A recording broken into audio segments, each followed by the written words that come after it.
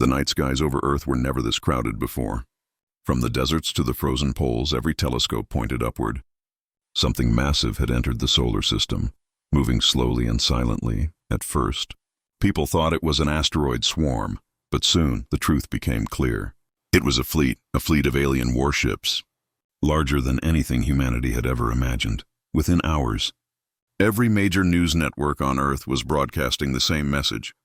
A colossal ship, shaped like a silver spear, hung motionless above the moon. It released a pulse that echoed through every satellite and transmission band. Then, a deep and calm voice spoke in every human language at once. "People of Earth, we come in peace. We come to offer protection." The world froze. Governments scrambled. Militaries went on alert, and scientists tried to decode the strange signal patterns. The United Terran Alliance, formed only a decade ago, now faced its first contact on a galactic scale. Inside the Earth Orbital Command Center, General Marcus Hale stood before a holographic display. Thousands of alien vessels formed a crescent around Earth's orbit like a net ready to close. Next to him, Admiral Elena Cross whispered, "They came armed, General." "That's not a greeting fleet." The aliens sent an official request to speak with Earth's leaders. Their flagship, called the Valryan, projected an image of their commander, a tall figure with luminous blue eyes and scaled skin. He introduced himself as High Protector Vraxon of the Sovereign Union. His voice was filled with confidence, almost arrogance. "Humanity is young," he said, "and vulnerable. The galaxy is not safe. We offer protection under our Empire's rule." The words "under our rule" echoed across the conference room. The human diplomats stayed silent, their faces calm, almost amused. No one spoke until General Hale leaned forward and asked, "And if we say no?" Vraxon's lips curved slightly. "Then Earth will remain unguarded, exposed to the dangers that drift between the stars." The meaning behind those words was clear. Refusal would mean threat. But instead of fear, a quiet laughter broke the tension. Admiral Cross chuckled softly, shaking her head. "You come to our home, surround our planet with warships, and call that protection?" The alien commander tilted his head. Confused by the human tone, he expected panic, surrender, maybe even worship, but not laughter. The human representative from the Alliance, President Aron Malik, stood up. He walked closer to the projection, his expression calm, almost too calm. "High Protector," he said, "before you continue, there's something you should know." The alien narrowed his eyes, his glowing pupils pulsing with irritation. Malik smiled faintly, and his voice became colder. "Do you even know who you're threatening?" Silence filled the room. Even the alien translators hesitated to repeat the line. For a brief moment, both sides stared at each other through light and signal. In the distance, the Terran fleets in lunar orbit began to shift formation. Every camera and satellite caught it, but no one outside the command knew what it meant. Vraxon's tone hardened. "You misunderstand. Human, this is not a threat, this is mercy." But his words didn't sound convincing. "Not anymore." General Hale turned to his officers, giving a small nod across the dark side of the moon. Hidden platforms powered up for the first time in decades. A hum filled the blackness, low and steady, like a beast waking from long sleep. The transmission ended abruptly. The alien fleet went quiet, waiting for humanity's answer. Down below, on Earth, people filled the streets, some praying, some recording the skies with their phones. Everyone could see the enormous alien vessels glowing like false stars. But no one knew that far beneath their feet. Ancient bunkers and silos were already coming alive. In the command chamber, Admiral Cross whispered, "They think we need protection," General Hale replied quietly. "Let them think that. It will make the truth more painful." At that moment, the main screen showed a distant flash, the Terran defense grid shifting into silent readiness. No announcements, no warnings, no panic. Just the quiet hum of a species that had faced extinction before. On the Valryan, Vraxon watched the blue planet below and frowned. Something about the humans didn't feel right. Their eyes didn't carry fear. He turned to his second officer. "Begin scans. I want every hidden weapon located," but as the scans began, the alien sensors met something they couldn't explain. Black static interference. The more they tried, the more their systems glitched. Unknown signals bounced back with patterns older than their technology itself. In that moment, for the first time in his long career, Vraxon felt uncertain. He didn't know that what he was sensing wasn't interference, it was a warning. A silent pulse from the ancient Terran AIs awakening across the solar system. And deep beneath the surface of the moon, the first Terran dreadnought opened its eyes. Its hull bore the name TDS Vengeance, a relic from forgotten wars. Its engines came alive with a sound like thunder in vacuum. And while the aliens watched Earth from above, humanity prepared to remind the galaxy why they were never the ones who needed protection. The next morning, the world woke up under alien shadows. Hundreds of glowing ships floated high above the atmosphere, their silhouettes cutting through the clouds. The media called it the Day of Guardians, but soldiers on the ground called it something else, occupation from the sky. The alien fleet stayed silent, just waiting, just watching. Their patience felt like pressure, pressing on every human heart. Inside the Earth Orbital Command Center, the tension was heavy. General Marcus Hale stood before a wall of holograms showing alien formations around the planet. Admiral Elena Cross entered the room with her hands behind her back, calm but sharp-eyed. "They're not here to protect us," she said quietly. "They're studying us," Hale nodded, his voice low. "They think we're small." That's their first mistake. The Terran High Council gathered in secret deep below Geneva. Every world leader sat around a circular table, their faces lit by pale blue light. The room was silent except for the hum of the defense network above them. President Aron Malik looked at each of them and said, "We can't show fear. Not now. We'll activate Iron Veil," Hale replied. "And let them believe they're in control." Iron Veil. The word carried power. It was an old Terran protocol designed for total planetary defense. Every hidden weapon, every stealth ship, every orbital platform went dark, invisible to every alien scan. To the outside eye, Earth now looked completely defenseless. But inside that darkness, humanity was watching everything, preparing everything in orbit. Commander Vraxen sat on the bridge of the alien flagship Val Ryan. He watched Earth's silent skies and frowned. "No transmissions, no fleets, no shields," he muttered. "Are they surrendering or hiding?" His second officer, a thin creature with crystal armor, replied, "They are primitive, my lord. They have no chance." But Vraxen didn't believe that, not fully. Something about human behavior made him uneasy, too calm, too patient, too quiet. In the deep oceans of the Pacific, metal structures began to rise, old Terran submarines that never existed on any record, now powered up their reactors, hidden under layers of coral and rock. They had waited a century for this moment. Their purpose was simple, to defend Earth if the stars ever turned hostile again. And now, that day had come, back in the command center. A young officer named Riley reported, "Admiral, the Iron Veil is active." "Full stealth confirmed," Cross smiled faintly. "Good. Now let's see how they handle silence." Within hours, the alien sensors began to fail. Their radar screens flickered, their scans returned nothing. It was as if the entire planet had vanished from their systems. Vraxen's ships adjusted their scanners, changing wavelengths, firing probes, but nothing worked. The humans had disappeared from every spectrum. To his fleet, it looked like Earth had gone dark. No signal. No heat, no life. "Impossible," he whispered. "No species can hide from Union tech." But he didn't know that human technology was built differently. It wasn't faster. It was smarter. It learned and adapted like a living mind. Meanwhile, on Earth, the people lived under an artificial calm. Governments told civilians to stay indoors and avoid looking at the skies. But curiosity was stronger than fear. Millions gathered outside at night, staring at the glowing alien ships. They saw beauty, but behind that beauty was danger. And still, humanity did not panic. They waited, because they trusted the silent movements of those who protected them from the shadows. In space, far beyond Mars, the hidden Terran fleet began to awaken. Ships once believed to be decommissioned turned their hulls toward Earth. Their engines pulsed like heartbeats, deep and slow. Each ship carried weapons built for one purpose, survival. But none of them moved yet. They were patient, silent, waiting for the signal. Inside the alien flagship, a communications officer shouted, "Commander, our drones near the moon are vanishing." Vraxen snapped around. "Destroyed?" "No, sir. They're just gone." That word, gone, echoed through the command bridge. How can something simply vanish in space? Dump. He clenched his claws, staring at the blue planet. "They're hiding something," he growled. "Something old. His second officer chuckled nervously. "They're just humans, sir." But Vraxen didn't smile. He leaned forward and whispered, "No, they're predators pretending to be prey, down below." Admiral Cross stood near the window of the command deck. She could see the faint shimmer of alien ships through the upper atmosphere. "Let them stay," she said softly. "The longer they wait."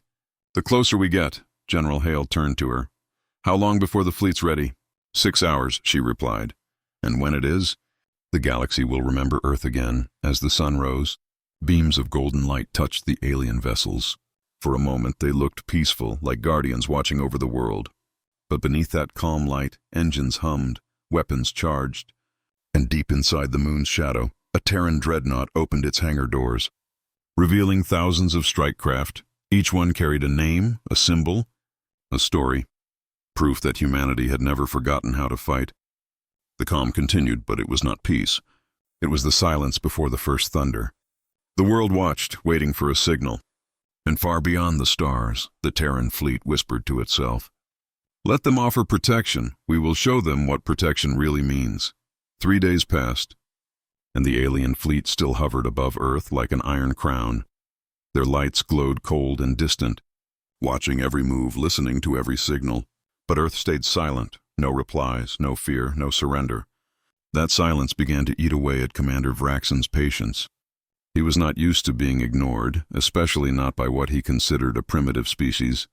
On the Valrian bridge, Vraxen stood before a holographic display of Earth. His second officer reported, "Still no communication, no signs of movement." "They might be preparing defenses." Vraxen laughed softly. "Defenses? Against us? And they can barely reach their own moon." But deep down, that calm human silence felt unnatural to him. He wanted to break it, to remind them of who controlled the sky. He turned to his fleet and ordered, "Fire a warning shot, a small one, near their red planet. Let them understand who commands the stars." Moments later, a blinding beam of plasma tore through the void. Slicing across the darkness of space, it struck an asteroid near Mars, turning the rock into a cloud of molten fire. The explosion lit up the sky, visible even from Earth's night side. The message was clear: submission or destruction. But Earth still said nothing. In the command center, General Hale and Admiral Cross watched the explosion replay across multiple screens. No one spoke for several seconds. Only the faint hum of power systems filled the air. Finally, Hale said, "They think fear will open our gates," Cross replied. "Then let's show them what happens when they knock too loud." She gave the coded order. "Operation Silent Horizon. Activate." Instantly, hundreds of Terran systems came online in total stealth. Invisible orbital satellites shifted their positions, targeting systems synchronized across the moon's far side. The dreadnought TDS Vengeance powered its cannons in silence. The alien fleet still saw nothing, their sensors blind to human technology. Then, for the first time, the humans answered. A single transmission reached the Valrion. It came in clean, confident Terran standard. "This is Admiral Elena Cross of the Terran Defense Command. Your offer of protection is declined." There was a pause, then her voice hardened. "Leave Terran space immediately." The alien bridge erupted in laughter. Vraxen's officers laughed until tears formed beneath their crystal eyes. "Declined?" One sneered. "They really believe they can say no to the Union?" But Vraxen didn't laugh for long. Something in her voice bothered him. It was too calm, too certain, like someone holding a hidden blade behind their back. He looked to his fleet. "Prepare full sensor scans. I want every ship." Every satellite identified. But when the scans returned, they showed nothing. Only empty space. A blue planet and silence. The humans were there, but their systems couldn't see them, couldn't feel them. It was like scanning the void and finding a ghost staring back. Suddenly one of his officers gasped. "Commander!" Movement. Bearing 09 Mark 5. On the hologram, faint distortions shimmered across the darkness, like ripples in water. Then without warning, hundreds of Terran warships decloaked. They moved in perfect formation, sharp and synchronized. Each ship carried the black and silver insignia of the Terran Defense Fleet. Vraxen froze, his glowing eyes widening. "Impossible," he whispered. "They were hiding a fleet this large?" The Terran ships didn't open fire, didn't even speak. They just drifted forward slowly. Like predators surrounding prey, their armor reflected no light. Their weapons glowed faintly with controlled power. To the alien fleet, it looked like shadows made of metal were awakening. Admiral Cross appeared again on every alien display. She stood with her hands behind her back, calm and expressionless. "You entered Terran space uninvited," she said, her voice echoing through their systems. "We gave you a chance to leave peacefully. This is your second and final warning." Then the transmission ended, replaced by the Terran fleet's silent advance. Vraxen clenched his jaw, his pride boiling inside him. He couldn't believe it. This small world dared to threaten his armada. "Charge weapons," he shouted. "Show them the might of the Union." But as his ships powered up, strange errors began to appear. Control systems failed, engines flickered, targeting sensors turned to static. "What's happening?"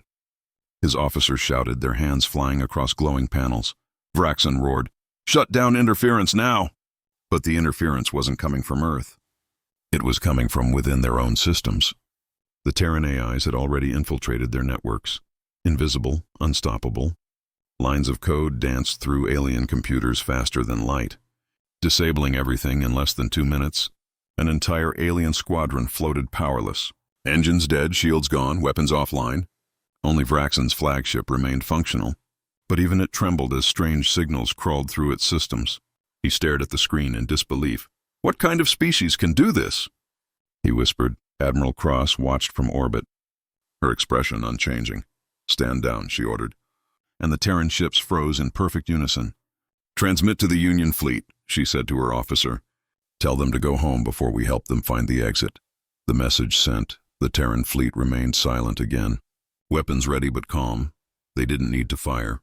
Not yet, because the real message was already clear. The galaxy had just made its first mistake. They thought humanity needed saving, but instead, they had awakened something ancient, something far stronger than they ever imagined. And as the alien fleet struggled to retreat, Vraxen realized the truth.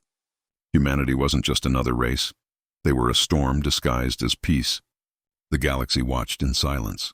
The moment the alien Union fleet lost control of their own systems, transmissions spread across 1,000 channels. Every major empire, every trading world, every mercenary guild tuned in to see the impossible. The mighty sovereign Union humbled by a single planet. The entire event had lasted less than 15 minutes. But its echoes would last for centuries, inside Earth's orbital command center. Admiral Elena Cross stood with her arms folded. Her eyes never left the screen showing the alien flagship drifting powerless in orbit. "They still haven't left," she said quietly. "They're waiting for a sign of weakness," General Hale replied. "Then we'll give them something else instead." He turned to the communications officer. "Prepare the message. Within seconds." A transmission pulsed across space. It wasn't a threat. It wasn't a speech. It was a memory, old footage, retrieved from the archives of forgotten wars. It showed burning skies, massive alien war fleets, and Terran ships emerging from darkness like ghosts. Every explosion, every victory, every fallen world rebuilt by human hands played across the feed. At the end of the footage, a single phrase appeared in bold white letters. "We don't start wars, we end them." The transmission ended, and for a long moment the galaxy said nothing. Then slowly, the alien commanders began to realize what they had done. They hadn't offered protection to a weak world. They had challenged the oldest survivors of the Great Galactic War. On board the Valrian, Commander Vraxen's face was pale, his claws trembling as the footage replayed on his screen. He recognized the names of the battles, the legends of the Krell Dominion. Every empire knew of the war that ended their reign 20,000 years ago. The species responsible had vanished from the records, until now. Those myths had a name once, whispered in fear. Humans. "Impossible," Vraxen whispered. "They were extinct. They had to be extinct." But as he stared at the blue planet below, he finally understood. They hadn't vanished, they had hidden, rebuilt and waited. And now, the predators who ruled the stars had knocked on the door of the ancient hunters. Admiral Cross watched his ship through the observation window, her voice calm and clear. "Begin recovery phase. Disable their long-range weapons, no casualties."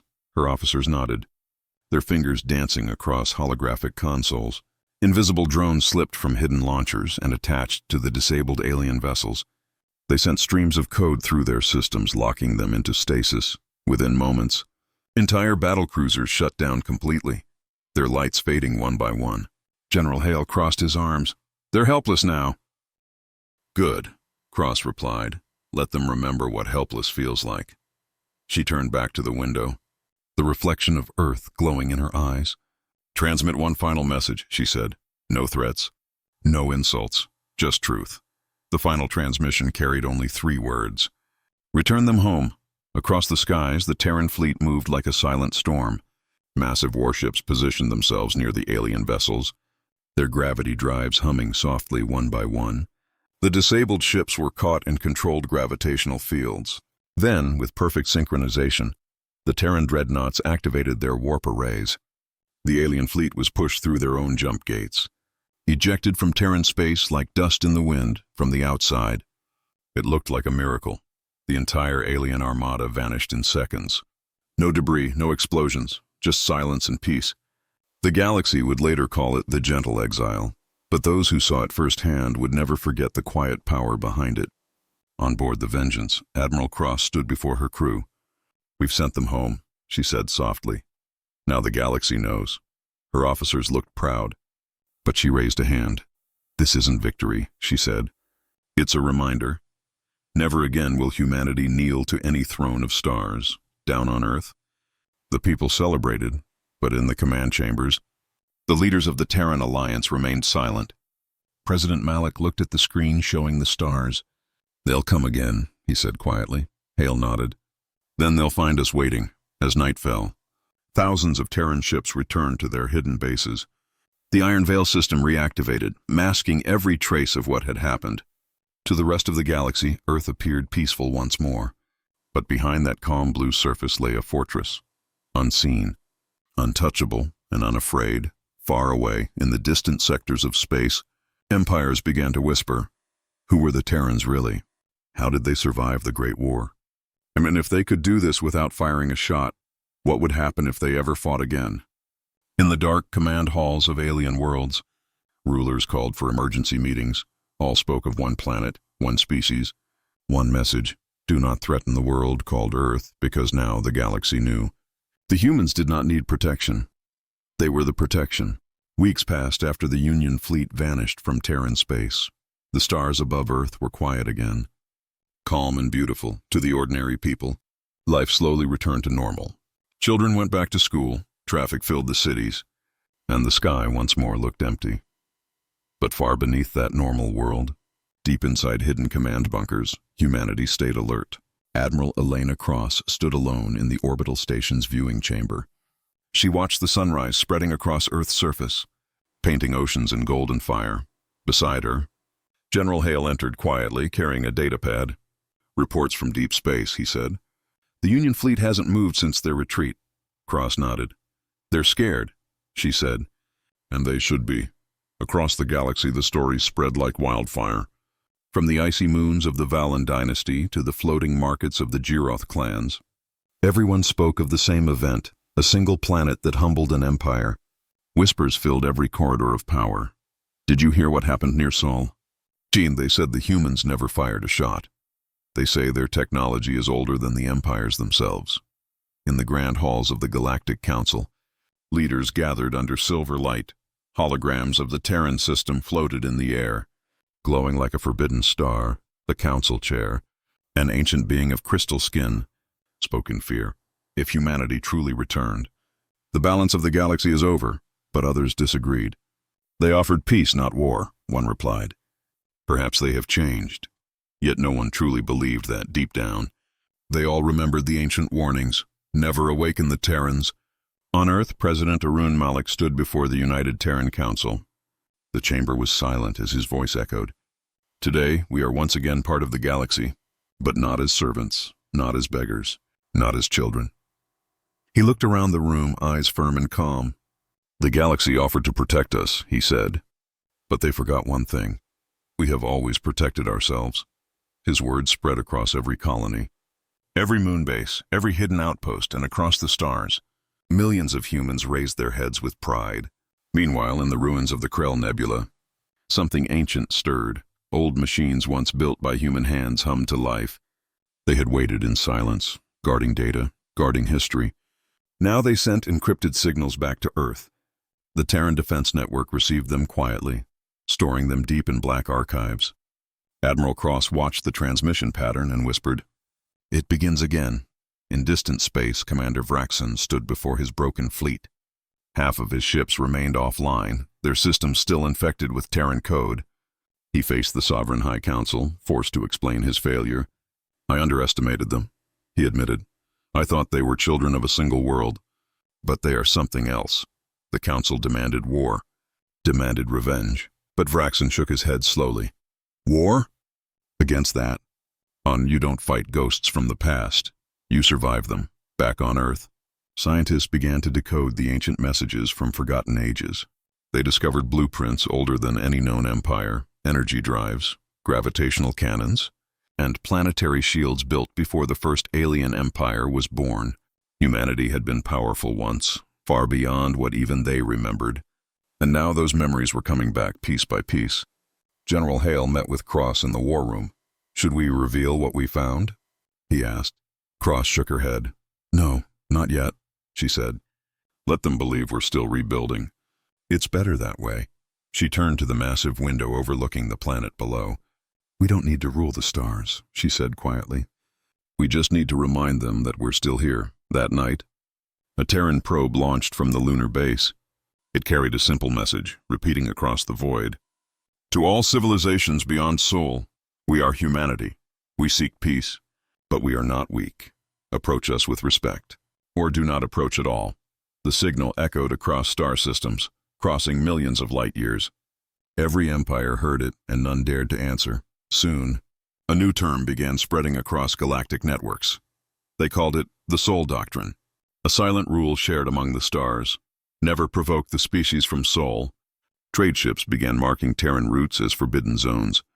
Alien warlords avoided even passing near the blue planet. And in the quiet corners of the galaxy, a new legend began. The legend of the laughing humans, the ones who smiled when offered protection. Months later, as the stars shone over Earth, Admiral Cross stood once more on the observation deck. The planet glowed beneath her like a living jewel. She closed her eyes for a moment and whispered, "They think they saved us," General Hale, standing beside her, smiled faintly. "Let them believe that," he said. "It's safer for everyone." Behind them, the holographic map of the solar system shimmered. Hidden fleets drifted in silence. Cloaked stations circled the outer planets, and deep under the crust of the moon, the Terran dreadnoughts rested in shadows, waiting for the day they would rise again, not as conquerors, but as reminders, because the truth was simple. Humanity never needed protection. They were the protection, and the galaxy would never forget that again.